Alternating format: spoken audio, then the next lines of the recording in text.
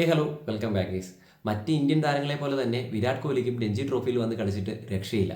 Delhi versus Railways മത്സരത്തിലാണ് വിരാട് കോഹ്ലി കളിച്ചിട്ടുണ്ടായിരുന്നത്. And ഈ ഒരു മത്സരത്തിലേക്ക് നമ്മൾ നോക്കിക്കഴിഞ്ഞാൽ സാധാരണയുള്ള രഞ്ജി മത്സരത്തിനേക്കാൾ കൂടുതൽ ഒരു ഓവർ ഹൈപ്പ് അല്ലെങ്കിൽ ഒരു എക്സ്ട്രാ ഹൈപ്പ് ഈ ഒരു മത്സരത്തിന് കിട്ടിയിട്ടുണ്ടായിരുന്നു. ബിക്കോസ് വർഷങ്ങൾക്ക് ശേഷമാണ് വിരാട് കോഹ്ലി രഞ്ജി ട്രോഫി കളിക്കാൻ ഇറങ്ങുന്നത്. എന്തായാലും സ്റ്റേഡിയം ഫുൾ കാണികളായിരുന്നു. ആദ്യം ബാറ്റിങ്ങിന് ഇറങ്ങിയത് റെയിൽവേസ് ആണ്. 241 റൺസാണ് റെയിൽവേസ് കൂട്ടിച്ചേർത്തിട്ടുണ്ടായിരുന്നത്. ആൻഡ് രണ്ടാമത് മറുപടി ബാറ്റിങ്ങിനിറങ്ങിയ ഡൽഹി ബാറ്റിംഗ് നിരക്ക് ചെറിയൊരു തകർച്ച അനുഭവപ്പെട്ടു. ആൻഡ് 78-ന് 2 എന്ന നിലയിൽ നിൽക്കുമ്പോൾ രണ്ടാം ദിനത്തിലാണ് വിരാട് കോഹ്ലി ബാറ്റ് ചെയ്യാൻ വരുന്നത്. എന്തായാലും കാണികളെല്ലാം വളരെയധികം ആവേശപൂർവ്വം ഈ ഒരു മത്സരത്തിൽ ക്ലാപ്പുകൾ അടിച്ചാണ് താരത്തിനെ വരവേൽറ്റത്. എന്നാൽ 6 റൺസ് കൂട്ടിച്ചേർക്കുന്നതിനിടയിൽ തന്നെ വിരാട് കോഹ്ലിയുടെ വിക്കറ്റ് അവിടെ നഷ്ടമാവുകയാണ്. ആൻഡ് ഹിമാൻഷു ശർമ്മയാണ് താരത്തിന്റെ വിക്കറ്റ് എടുത്തിട്ടുള്ളത്. ക്ലീൻ ബൗൾഡ് ആവുകയായിരുന്നു. ബാറ്റ് ആൻഡ് ബാറ്റിനിടയിൽ ഗ്യാപ്പ് ആയിരുന്നു. ഒരു കവർ ഡ്രൈവിൽ ശ്രമിക്കുന്നതിനിടയിലാണ് അദ്ദേഹം ഔട്ട് ആവുന്നത്. എന്തായാലും വ്യത്യസ്തതയുണ്ട്. ഇന്ത്യ വേഴ്സസ് ഓസ്ട്രേലിയ മത്സരങ്ങൾ കണ്ടിന്യൂസ് ആയിട്ട് നമ്മൾ കണ്ടുവന്നിരുന്നത് വിരാട് കോഹ്ലിയുടെ വിക്കറ്റ് പോകുന്നത് എഡ്ജിൽ തട്ടി ക്യാച്ച് ആവുന്നതായിരുന്നു. പക്ഷേ അതിന് മറുപടിയായിട്ട് ഇത്തവണ ക്ലീൻ ബൗൾഡാണ് ആയിട്ടുള്ളത്. എന്തായാലും രണ്ടാം ഇന്നിങ്സിൽ കാണാം എന്തെങ്കിലും മാറ്റങ്ങൾ വരുത്തുമോ എന്നുള്ളത്.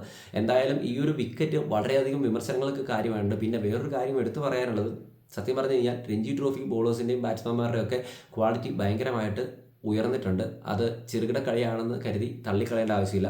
മറ്റ് സീനിയർ താരങ്ങളുടെ ഇന്നിങ്സുകളെ കുറിച്ച് നമുക്ക് നന്നായിട്ട് അറിയാം. ആദ്യ ഇന്നിങ്സിൽ രോഹിത് ശർമ്മ നേടിയത് 3 runs, Jaiswal 4 runs, Shubman Gill 4 runs, 4 runs, Rahane 12 runs, Shreyas 11 runs, Ruturaj 10 runs, Patidar ഡെക്കായിരുന്നു, ഋഷഭ് 1 റൺസ്. സോ എന്തായാലും സീനിയർ താരങ്ങളെ സംബന്ധിച്ച് അല്ലെങ്കിൽ ഇന്ത്യൻ ടീമിൽ കളിക്കുന്ന താരങ്ങളെ സംബന്ധിച്ച് വളരെയധികം എന്താ പറയുക മോശം സമയത്ത് കൂടെയാണ് കടന്നു പോയിക്കൊണ്ടിരിക്കുന്നത് തോന്നുന്നു. എന്തായാലും വിരാട് കോഹ്ലിയുടെ ഇന്നിങ്സും വളരെയധികം ട്രോളുകൾക്കും വലിച്ചു കീറലുകൾക്കും ഒക്കെ കാരണമായിട്ടുണ്ട്. ആളുകൾ കാത്തിരിക്കുകയായിരുന്ന ഒരു കാര്യം കിട്ടാൻ വേണ്ടി ഇപ്പോൾ കിട്ടുകയും ചെയ്തു. ആദ്യത്തെ 23-ാം തീയതിയിലത്തെ മത്സരം താരം നെക്ക് പെയിൻ മൂലം കളിക്കില്ല എന്ന് അറിയിച്ചിരുന്നു. അതുമൂലം കളിച്ചിട്ടുണ്ടായിരുന്നില്ല.